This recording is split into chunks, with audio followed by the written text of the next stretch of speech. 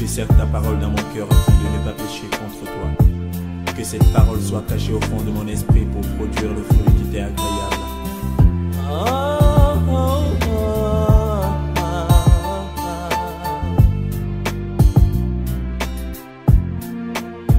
Plus que jamais j'aime ta parole. Je voudrais vous remercier très sincèrement pour la qualité de votre participation, chers amis, et vous saluer très chaleureusement dans le précieux nom de notre Seigneur Jésus-Christ. Je voudrais remercier particulièrement les amis habituels du forum, ceux qui sont les animateurs, le pasteur Baguidi, le frère Kadia Bienvenu, le pasteur Bonougan, nous avons notre frère Ami Saleh, le diacre, nous avons le frère Kadia Bienvenu, également que j'ai cité, je pense. Donc nous saluons tous ceux qui interviennent, le frère David Loba du Canada, ainsi de suite. Très bien. Alors, nous avons commencé notre étude sur la Christologie il y a déjà une semaine. Parce que, à travers les questions, à travers les différentes interventions, nous avons senti qu'il était nécessaire de faire un break sur l'étude de la Torah, après avoir vu en grande partie Noé, pour venir parler de la Christologie. La Christologie, c'est l'étude de Christ. Et nous avons commencé la dernière fois par la divinité de Jésus-Christ. Vous savez que c'est le sujet central du christianisme. Christ, c'est le christianisme. Et le christianisme, c'est Christ.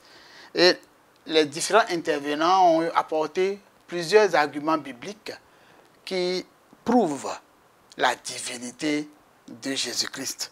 Et en synthèse, nous avions dit que le premier argument sur lequel nous nous fondons pour dire que Jésus-Christ est Dieu est la parole que Dieu le Père lui-même a eu à dire à son serviteur qui a écrit le livre des Hébreux. Et nous lisons cela dans Hébreux 1, versets 8 à 9. C'est écrit exactement ceci. Et c'est Dieu qui parle. Mais quant au Fils, ou concernant le Fils, ô Dieu, ton trône demeure au siècle des siècles, et le sceptre de ton règne est un sceptre d'équité. Tu as aimé la justice et tu as haï l'iniquité. C'est pourquoi, ô Dieu, ton Dieu t'a oint d'une huile de joie au-dessus de tes semblables. Je disais que c'est dans Hébreux 1, du verset 8 à 9. Dieu le Père lui-même a affirmé que Jésus-Christ est Dieu en disant, quant au Fils, ô Dieu, ton trône demeure au siècle des siècles. C'est le premier argument sur lequel nous nous fondons pour dire Jésus-Christ est Dieu. Le deuxième argument, là, c'est l'apôtre Jean. L'apôtre Jean qui nous l'écrit dans Jean chapitre 1, l'évangile selon Jean chapitre 1, le verset 1 et le verset 14. C'est écrit avec précision ce qui suit. Au commencement était la parole. Et la parole était avec Dieu et la parole était Dieu. Et la parole a été faite chair et a habité parmi nous, pleine de grâce et de vérité. Et nous avons contemplé sa gloire, une gloire comme celle du Fils unique venu du Père. Alors, donc, ce passage nous atteste bien que Jésus-Christ qui est incarné, qui est venu parmi nous les hommes, sous forme humaine, qu'il est Dieu, puisqu'il est écrit au commencement. Et la dernière fois, nous avons dit avec précision que le verset dans la version grecque « en » veut dire « un » ou « dans ». Donc ça rejoint bien ce qui est écrit dans Genèse chapitre 1, Bereshit, dans un commencement. Mais c'est traduit dans nos versions par « au commencement était la parole », mais la forme correcte serait « en un commencement » ou « dans un commencement », d'accord, était la parole et la parole était avec Dieu et la parole était Dieu. Pour dire que l'existence de Jésus-Christ se confond avec celle du Père dans Genèse chapitre 1. Le troisième argument que nous avons évoqué est celui de Thomas. Tout le monde sait que le disciple Thomas est un disciple particulièrement incrédule, qui parle cash Il dit ses sentiments. Et il avait remis en cause la résurrection de Jésus. Il dit que si lui n'a pas vu Jésus, s'il n'a pas vu son côté percé et ses mains percées, que lui ne va pas croire. Et lorsque Jésus, après la résurrection, s'est montré à lui, eh bien, ce Thomas-là, il s'est exclamé et il a répondu. Mon Seigneur et mon Dieu, s'adressant à Jésus. Si un si grand incrédule, qui reste célèbre jusqu'à nos jours, a pu appeler Jésus-Christ Dieu, lui qui est juif et qui ne peut pas avoir un autre Dieu devant la face de Dieu, il appelle Jésus Dieu, mais que voulez-vous que nous autres, nous puissions dire? D'accord? Jésus est Dieu. Le quatrième argument que nous avions avancé en synthèse, c'est que Jésus était avant la création du monde. Voyez-vous, c'est dans Jean chapitre 17. L'évangile Jean a beaucoup apporté. Voici ce qui est écrit au verset 5. Et maintenant, glorifie-moi, Père, auprès de toi, de la gloire que j'avais auprès de toi avant que le monde fût. Jésus affirme ici qu'il existait même avant que le monde ne soit. C'est lui-même qui le dit. Ce n'est pas quelqu'un d'autre qui le dit. Donc Jésus lui-même, en parlant de lui-même, il dit que il avait une gloire auprès du Père avant que le monde fût. Le cinquième argument que nous avons avancé, c'est que Jésus dit que lui, il existait avant Abraham. Or, nous savons tous que Abraham est le père de la foi. C'est le père de la foi. Donc, tu ne peux pas, toi qui es né des milliers d'années après Abraham, dire que tu existais avant lui si tu n'as pas cette conviction ou si tu ne défends pas une telle thèse. Jésus bien affirme qu'il existait avant Abraham. Voyez-vous, c'est dans Jean 8, verset 58, il a écrit, Jésus leur répondit, en vérité, je vous le dis, avant qu'Abraham fût, je suis. Et puis l'expression je suis, ça ressemble mot pour mot à ce que Dieu lui-même avait dit à Moïse en face du buisson à Adam, quand il se révélait à Moïse, quand Moïse lui a demandé, si les Juifs me demandent, mais qui t'a envoyé, qu'est-ce que je vais répondre? Et il a dit, dis-leur que le Dieu qui s'appelle je suis, c'est lui qui t'a envoyé. C'est comme ça mon nom d'éternité en éternité. Et Jésus ici affirme qu'il est, il dit je suis. Voyez-vous, quand vous lisez Jean, il y a les 7 je suis. Je suis la porte, je suis le bon berger, je suis la lumière du monde, je suis la résurrection et la vie. Okay? Il y a plusieurs je suis, il dit je suis et il le dit, il affirme continuellement.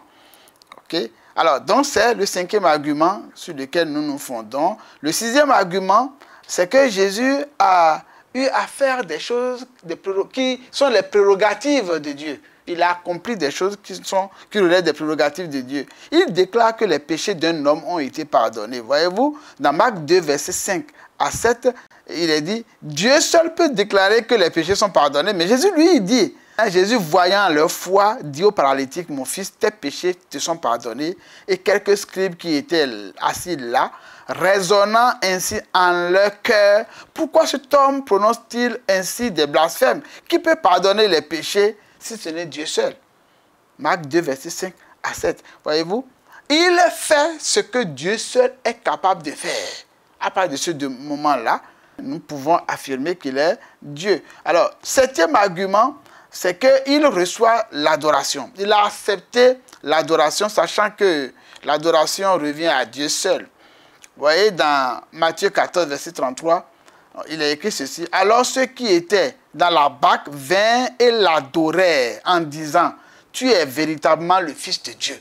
Voilà, tu es véritablement le Fils de Dieu. Les gens sont venus l'adorer. Et souvenez-vous que déjà dans le berceau, les bergers, les mages avaient déjà adressé leur allégeance, plus précisément, leur allégeance au Seigneur quand ils sont venus l'adorer. Le huitième argument que nous avons choisi de vous présenter, c'est ce qui est écrit dans Colossiens 1, verset 16. Voici, il est l'image du Dieu invisible, le créateur de toutes choses. Car en effet, le verset dit avec précision, c'est lui qui est l'image du Dieu invisible.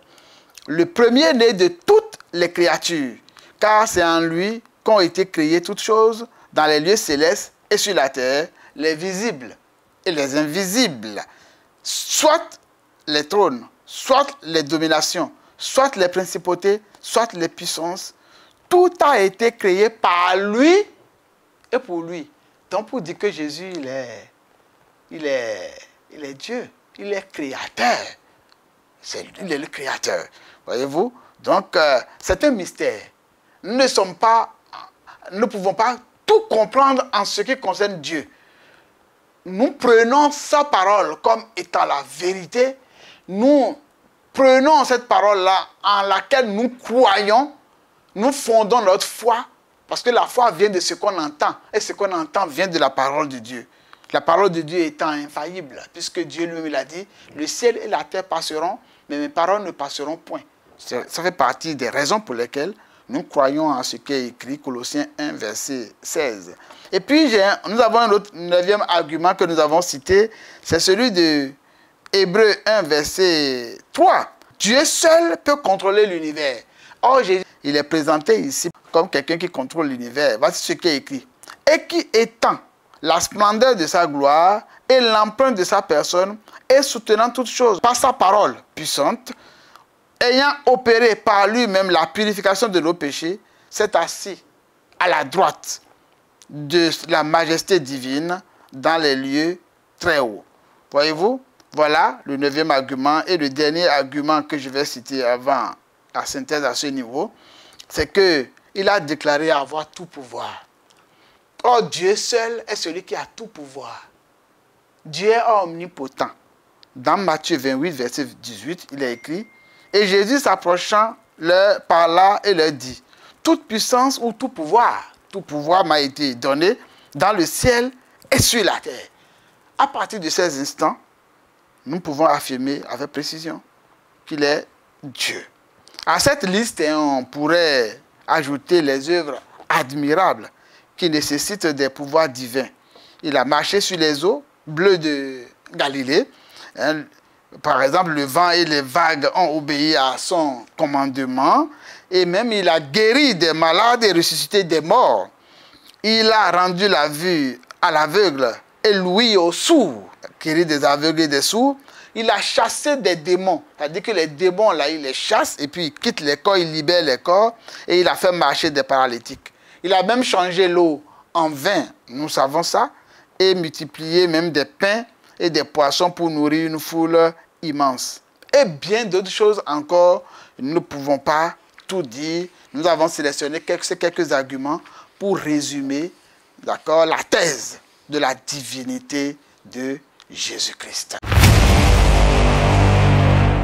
Maintenant, il nous plaît de parler également de son humanité. Et après avoir parlé de son humanité, nous allons dire pourquoi est-ce qu'il était nécessaire que Jésus-Christ soit homme et en quoi l'humanité de Jésus-Christ est importante pour nous. Alors, l'humanité de Jésus-Christ est vue d'abord dans sa parenté humaine, ensuite dans son développement parmi les hommes et aussi dans ses limitations, les limitations propres à la nature humaine. En ce qui concerne la parenté humaine, il est écrit dans Matthieu 2, verset 11, ceci. « Et étant entré dans la maison, il trouvait le petit enfant avec Marie, sa mère, et se prosternait devant lui, et il l'adorait.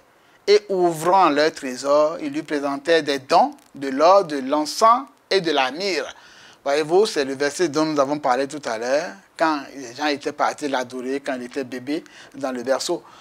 Il est dit avec précision ici qu'ils ont trouvé le petit enfant avec Marie, sa mère. Bon, quelqu'un qui a une maman sur la terre, celui-là peut se réclamer étant homme. Alors, en ce qui concerne son développement parmi les hommes, nous pouvons dire qu'effectivement, il s'est développé comme un être humain. Parce qu'il est écrit dans Luc 2, verset 52, « Et Jésus croissait.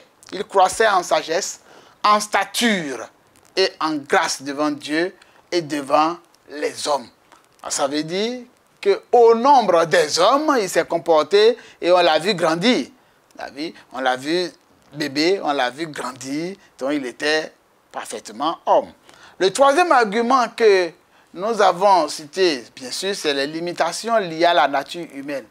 Quoique étant Dieu, comme il a pris la forme humaine, il a subi les conséquences des limitations que nous subissons quand nous sommes dans un corps humain. Par exemple, dans Matthieu 4, verset 2, il est dit qu'il a eu faim. Il a eu faim. Dans Jean 19, verset 28, il est dit qu'il a eu soif. Ce sont les hommes qui ont faim et qui ont soif. Voyez-vous? Dans Jean 4, verset 6, il est dit qu'il fut fatigué. En tant qu'homme, il fut fatigué. Dans Jean, verset 35, il est dit qu'il pleura. Bon, vous vous souvenez du passage, hein, c'est quand Lazare, son ami, dormait, était mort, et il est parti le ressusciter 4 jours après. C'est en ce moment-là qu'il a coulé les larmes comme tout être humain. Pour dire que Jésus connaît nos sentiments humains, d'accord, ce que nous pouvons ressentir quand il y a des problèmes, il le sait. Et dans Hébreux 4, verset 15, il est dit qu'il fut tenté. Lui-même, il fut tenté. Vous savez, au début de son ministère, après 40 jours de jeûne, d'accord, et bien, Satan est venu le tenter. Et il a été même éprouvé.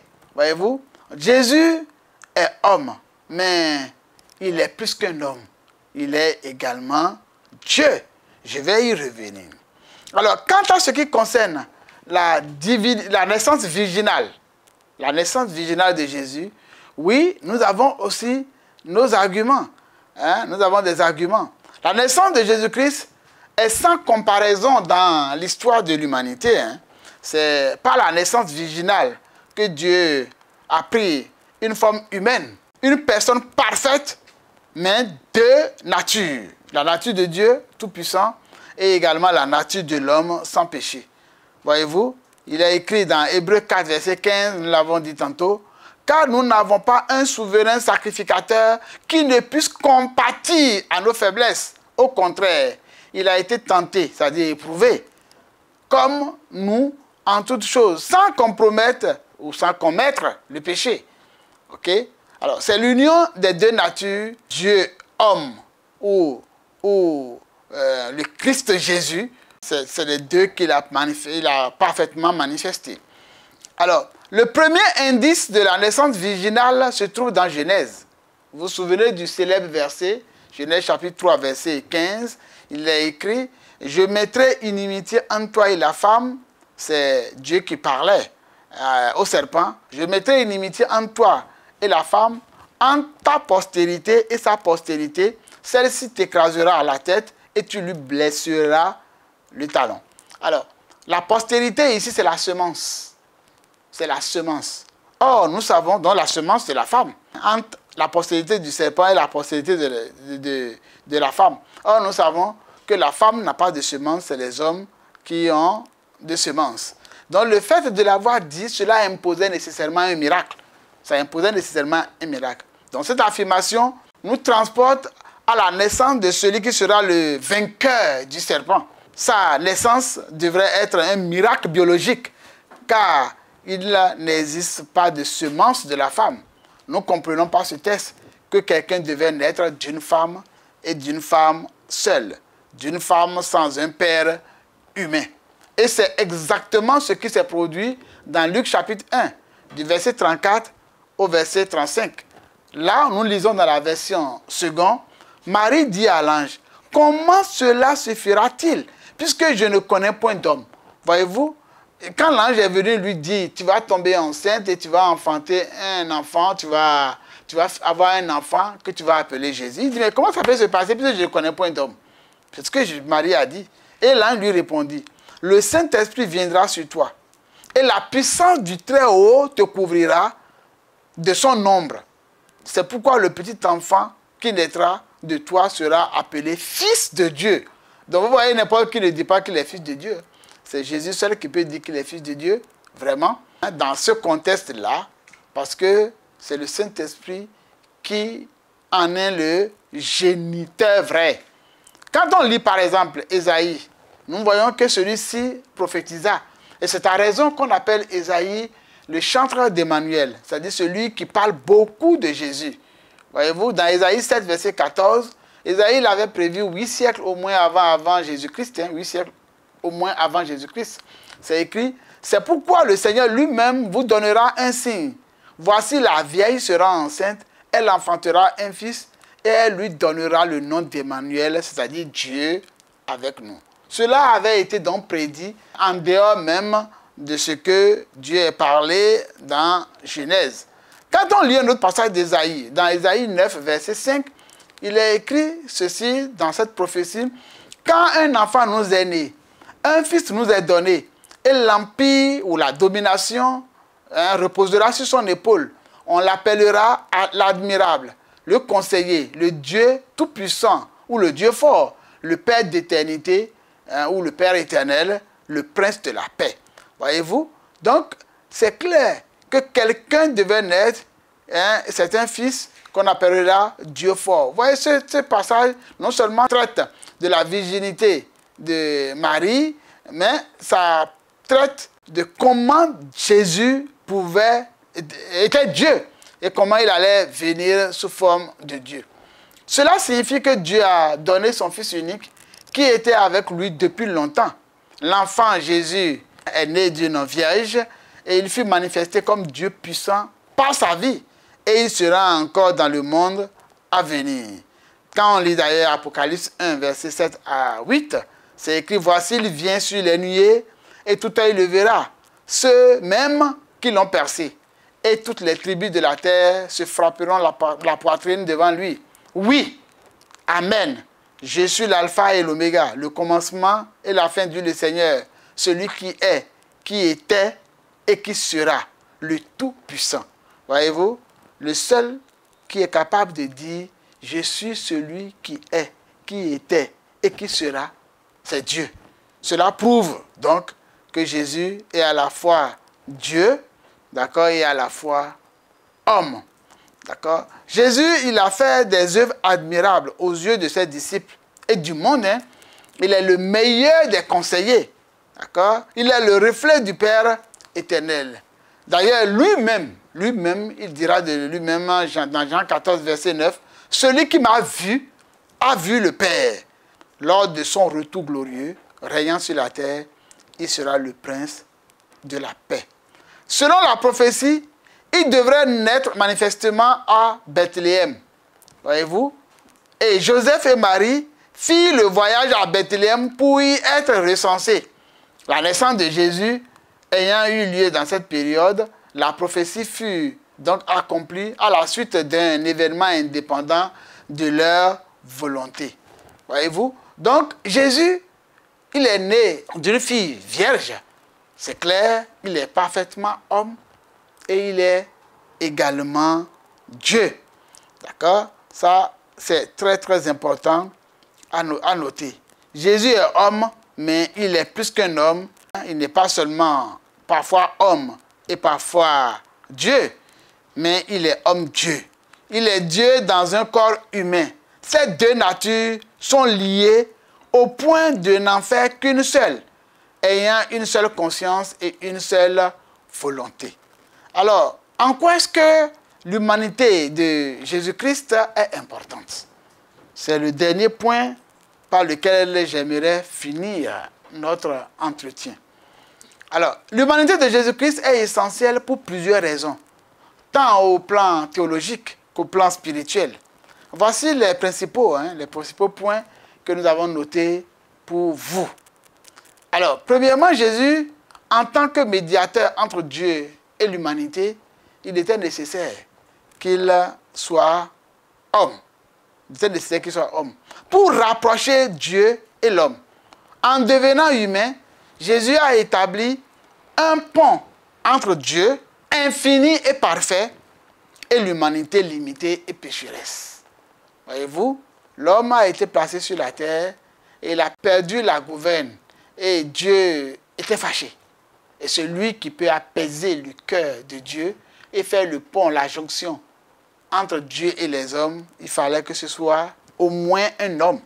Au moins un homme. Et bien plus, s'il est Dieu, c'est tant mieux. Voyez-vous? Le verset clé de 1 Timothée 2, verset 5 dit ceci. Car il y a un seul Dieu et aussi un seul médiateur entre Dieu et les hommes, Jésus-Christ, homme. Voilà ce qui est écrit là. Et c'est Paul qui a écrit ça. Donc, en tant que médiateur, il était nécessaire que Jésus-Christ soit homme. La deuxième importance de l'humanité de Jésus-Christ, c'est qu'il a expérimenté pleinement la condition humaine. Donc, il n'y a pas quelque chose que nous pouvons dire que nous avons expérimenté qu'il n'a point connu. Il a connu la faim, il a connu la soif. Par exemple, nous avons dit qu'il a ressenti la fatigue, il a été tenté, et il a pleuré même.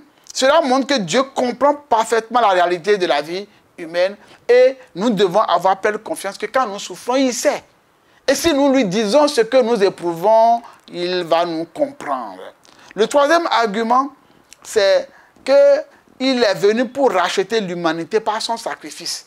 C'est l'homme qui a péché et il fallait qu'un homme paye. Puisqu'il est écrit clairement que le salaire du péché, c'est la mort. Et l'homme devait mourir. Et il fallait qu'un homme meure. Et lui qui n'a pas commis de péché, s'il vient mourir pour nous, s'il n'est pas homme, son sacrifice ne serait pas parfait. C'est pourquoi les sacrifices des animaux ne sont pas des sacrifices parfaits. C'était fait en attendant que Jésus-Christ arrive. Et j'avais déjà dit une fois que le fait que les gens sacrifiaient des moutons ou des animaux, c'est comme s'ils signaient une ligne de découvert qui sera payée plus tard par Jésus-Christ. Et quand Jésus-Christ est venu, la dette a été totalement payée, du moins pour ceux qui croient en lui, pour ceux qui confessent son nom, pour ceux qui acceptent que Jésus est mort pour eux à la croix, leur dette est payée. Et ils sont justifiés devant Dieu, parce qu'ils reconnaissent que Jésus-Christ est mort pour eux. Le verset clé, bien sûr, de ce que nous disons, le rachat de l'humanité de ses péchés, c'est dans Hébreux 2, verset 12, il a dû devenir semblable à ses frères en tout, afin d'être un grand prêtre miséricordieux et fidèle dans le service de Dieu pour expier les péchés du peuple. Alors, le quatrième argument, c'est que Jésus est venu pour être homme afin de pouvoir offrir un modèle de vie parfaite. Donc, quelqu'un ne peut pas dire qu'on ne peut pas vivre la sanctification.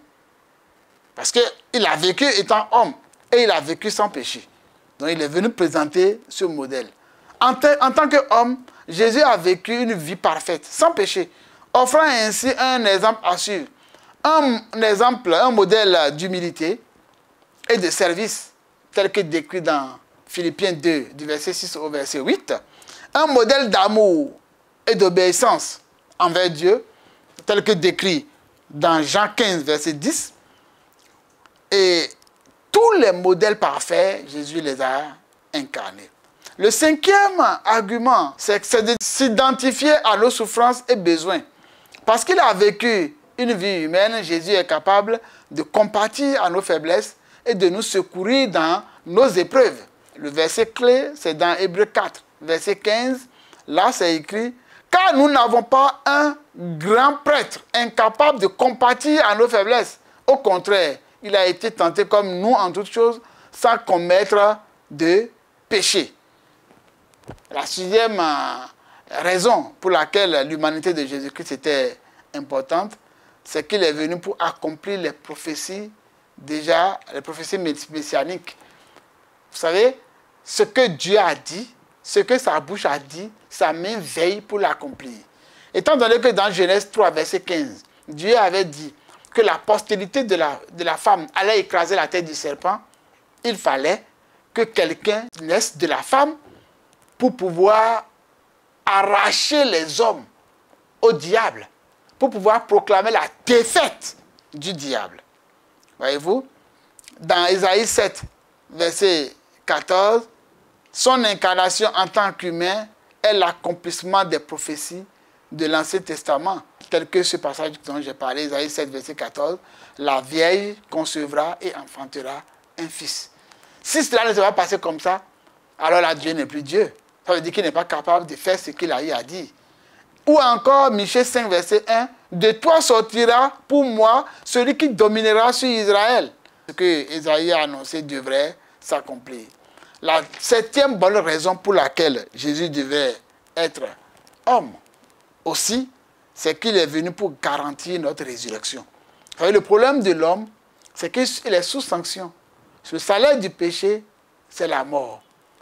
Mais pour arrêter les effets de la mort, pour déclarer halte aux effets de la mort, il fallait qu'il vienne, qu'il meure lui aussi pour nos péchés et qu'il ressuscite. En ressuscitant avec un corps glorifié, Jésus demande que l'humanité est destinée à être rachetée et glorifiée aussi. C'est parce qu'il est venu comme homme, qu'il est mort et qu'il est ressuscité, que nous aussi nous croyons que nous pouvons naître, que nous pouvons mourir et que nous pouvons ressusciter. Que même si nous dormons un jour, même s'il arrivait que nous passions par la mort, un jour, au signal de la trompette de Jésus-Christ, il est dit que les morts en Christ ressusciteront premièrement. Le verset clé, c'est 1 Corinthiens 15, verset 21. Car puisque la mort est venue par un homme, c'est aussi par un homme qu'est venue la résurrection des morts. Voyez-vous, l'humanité de Jésus-Christ est essentielle, car elle montre que Dieu a choisi de s'abaisser pour se rapprocher des hommes, vivre leurs conditions et aussi offrir un salut parfait. Cela révèle l'amour infini de Dieu et nous invite à suivre son exemple de foi, d'obéissance et d'humilité. Bien-aimés, chers amis de la Fondation, voyez-vous, la Bible est la parole de Dieu. C'est en elle que nous croyons. Voici ce qu'elle affirme. Elle affirme que Jésus-Christ est Dieu. Nous devons le traiter comme tel. Nous devons le traiter sans mépris. Nous devons nous approcher de lui et l'adorer ainsi que l'ont fait les chrétiens du premier siècle, les professants. Nous devons le considérer comme Dieu. Nous devons le considérer comme ayant pris totalement notre place humaine et comme étant mort à notre place et comme étant ressuscité pour nous donner de l'espérance. C'est en lui donnant toute sa valeur et en ayant foi à ce que Jésus est, à ce qu'il a fait pour nous, que nous confessons notre christianisme. Soyons de vrais chrétiens, soyons de vrais disciples. Je voudrais vous remercier pour la qualité de votre écoute et vous souhaiter vraiment une bonne continuation. Que Dieu vous bénisse abondamment. Shalom. Je serre ta parole dans mon cœur afin de ne pas pécher contre toi. Que cette parole soit cachée au fond de mon esprit pour produire le fruit qui t'est agréable.